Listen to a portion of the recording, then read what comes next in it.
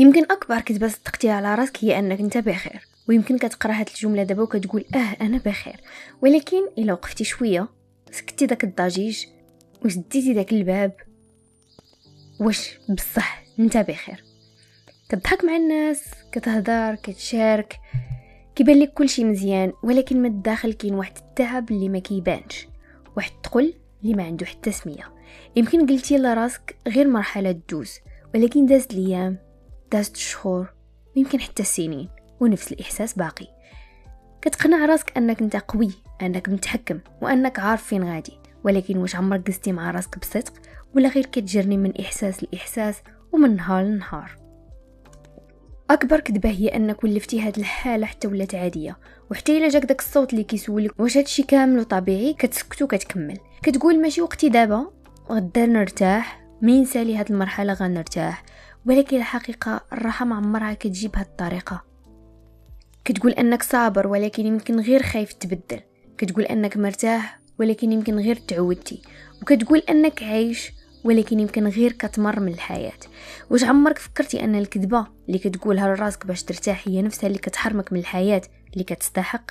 تخيل معايا واحد النهارات عادي، كتفيق في الصباح، كتفتح عينيك بشويه، اول حاجه كديرها هي كتجي التليفون، كتقلب بلا هدف غير باش تهرب من داك الاحساس اللي كتحس به قبل ما حتى توقف من الفراش. كتقول راسك انا مزيان، وكتنوض كتكمل نهارك، كتلبس، كتخرج نفس الطريق، نفس الوجوه، وحتى نفس الابتسامه اللي ولفتي تلبسها قدام الناس. ابتسامه ما فيهاش احساس كبير، ولكن كتخبي بها داك الشيء اللي ما باغيش يبان. كتدخل الخدمه ولا القرايه وكدير اللي خصك، كتجاوب، كتضحك، كتشارك، كل شيء كيشوفك عادي.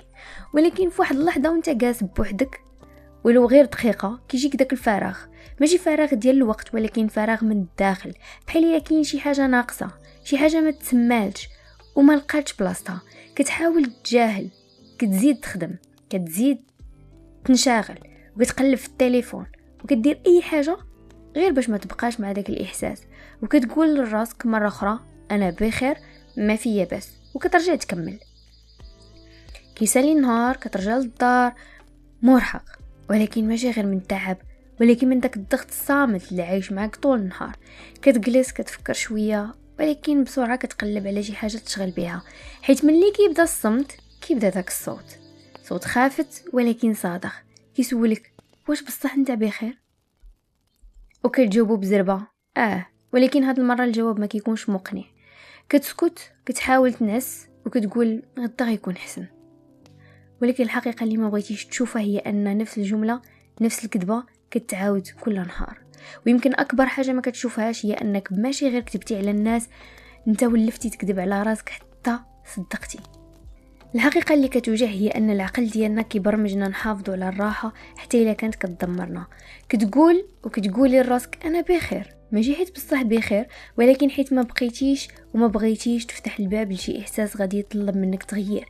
هذه ماشي قوه، هذه آلية للهروب. والمشكل الكبير هو ان الكذبه كتكون مفيده في البدايه، كتهديك، كتنقص القلق، وكتعطيك احساس زائف بالاستقرار، ولكن مع الوقت كتولي السجن، كتخليك تقبل علاقات ما مناسباش ليك، خدمه ما كتشبهكش، وروتين كينقص منك كل نهار شويه.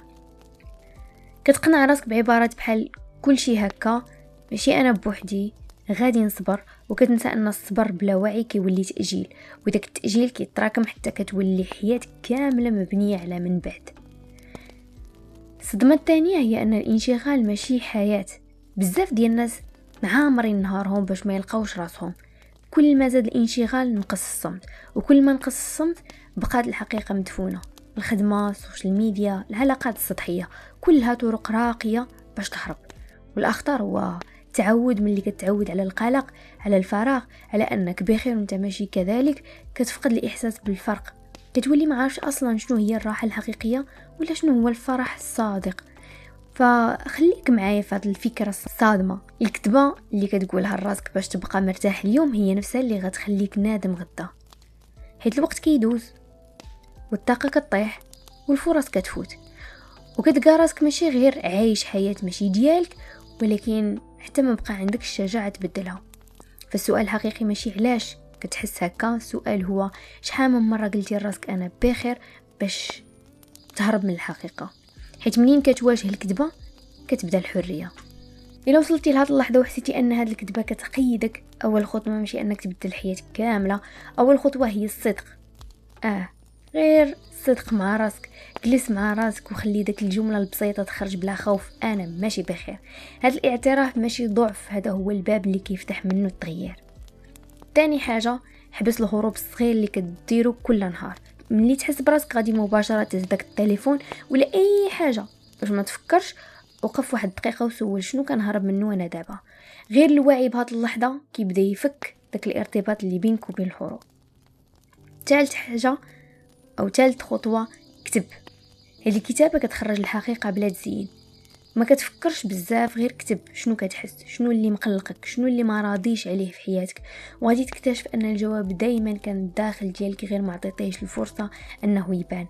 رابع حاجه، دير تغيير صغير ولكن صادق. مش خاصك تقلب حياتك مره واحده، ولكن خاصك دير حاجه واحده ماشي من العادات، حاجه كتعبر عليك انت. يمكن تقول لا في بلاصه ويمكن تاخذ وقت لراسك، ويمكن تبعد على حاجه كتاذيك. هاد الخطوات الصغيره كتصنع فرق كبير. ولا لاحظتوا راه هادشي كنقولوا لكم من بدايه ديال الحلقات، حيتاش كنعرف شحال هو مهم. خامس خطوه، تقبل انك غتحس بعدم الراحه، حيت انت خارج من منطقه الامان ديالك، ولكن راه داك الراحه القديمه هي اللي كانت كتخليك تكذب على راسك. واخر حاجه، صبر على راسك، ولكن صبر بوعي ماشي بالصمت. تغيير كياخد وقت، ولكن كل مره كتختار تكون صادق مع راسك راك كترجع خطوه لنفسك الحقيقيه. حيت في النهايه الحل ماشي انك تبان بخير، الحل هو انك تولي بصح بخير.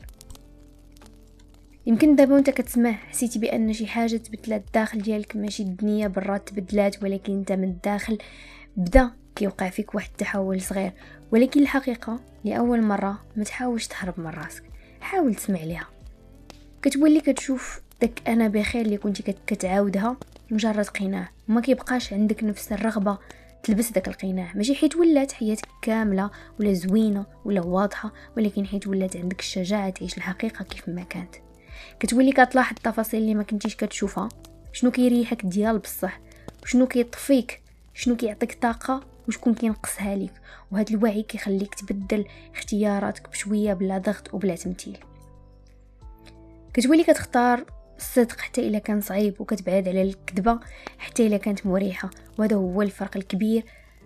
قبل كنتي كتختار الراحة، دابا وليتي كتختار الحقيقة. وغادي تكتشف ان داك الفراغ اللي كان كيوجعك ماشي حيت ناقصك شي حاجة، ولكن حيت كان خاصك ترجع لراسك. ومنين كتبدا ترجع كيولي داك الفراغ هادئ، وكيولي الصمت راحة، وكتولي الوحدة مساحة ديالك ماشي عقاب. يمكن ما توصلش للكمال ويمكن تبقى كتغلط، ولكن الفرق هو انك وليتي واعي. وهذا الوعي هو اللي كيخليك تعيش بصدق، ماشي غير تمر الحياة. حيت في النهاية ماشي المشكل انك كذبتي على راسك، المشكل هو تبقى تكذب من بعد ما عرفتي الحقيقة. دابا السؤال ما بقاش غير واش انت بخير ولا لا، سؤال ولا شنو غادي دير بعد هاد الحلقه. حيت الوعي بوحدو ما كافيش، كاينين بزاف ديال الناس كيعرفوا الحقيقه ولكن كيختاروا يبقاو كيف ما هما، حيت التغيير كيطلب جرأة ماشي سهله. يمكن دابا بان لك بوضوح فين كتكذب على راسك، فين كتهرب، فين كترضى باقل مما كتستحق. ولكن واش مستعد تواجه هادشي، ولا غترجع لنفس الروتين، نفس الجمل، نفس انا بخير؟ الحياة كدير واحد الحاجة خطيرة، كتعودك، كتخليك تقبل اي وضع غير حيت طولتي فيه حتى الا كان كيأذيك، وكتخليك تأجل راسك كل مرة لوقت اخر حتى كتمر الايام وكيولي التأجيل عادة، وكيولي التغيير صعيب كتر. ولكن خليك معايا في هذه الفكرة، ماشي خاصك تبدل حياتك كاملة اليوم، ولكن خاصك ما ترجعش لنفس الكذبه اللي كنتي فيها البارح. يمكن اول قرار دابا هو انك ما تقولش انا بخير الا ما كنتيش بصح بخير.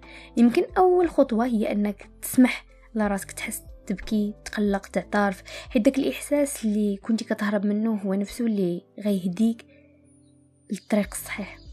ويمكن اول مره تحس براسك ضعيف، ولكن حقيقي هذا هو اقوى شكل ديال القوه، انك تكون صادق مع راسك. حيت في النهايه ماشي اللي كيبان قوي هو اللي عايش، اللي صادق مع راسه هو اللي بدا يعيش. ولا وصلتي لهاد اللحظه راه ماشي صدفه، يمكن انت واحد من الناس اللي تعبوا من التمثيل، من انك تقول انا بخير وانت من الداخل ماشي بخير. يمكن عمرك ما لقيتي الكلمات اللي توصف بها داك الاحساس، ولكن اليوم سمعتيه. هاد الحلقه ماشي غير محتوى، هذه مرايه كتبان لك الحقيقه ديالك بلا فلتر وبلا تجميل. ودابا القرار عندك، اما ترجع لنفس الكذبه وتكمل حياتك كيف ما كانت، ولا توقف هنا وتقول بركه. حيت بصراحه ما كاين حتى شي حد غيجي يعيش حياتك بلاصتك، وما كاين حتى وقت مثالي غيجي باش تبدل. كاين غير هاد اللحظه وهاد الوعي اللي وصلتي ليه دابا. الا حسيتي ان هاد الكلام مسك، ما تخليش يدوز بحال اي فيديو.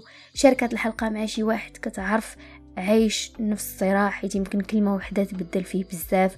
وخلي لي في التعليق شنو هي الكذبه اللي كنتي كتقولها لراسك. يمكن الجواب ديالك اليوم هو البدايه ديال الحقيقه اللي غتبدل حياتك كامله.